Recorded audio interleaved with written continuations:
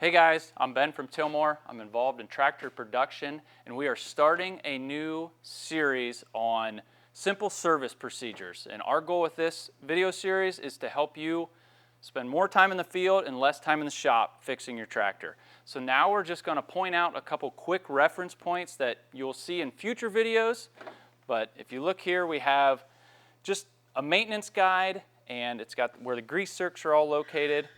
We have here the recommended lubricants. Here we have the battery disconnect switch. Here is the manual. And also in here is your spare key. And if we circle around here to the back, on the left side, we have your fuel shutoff valve. And over here on the right side is your fuse boxes.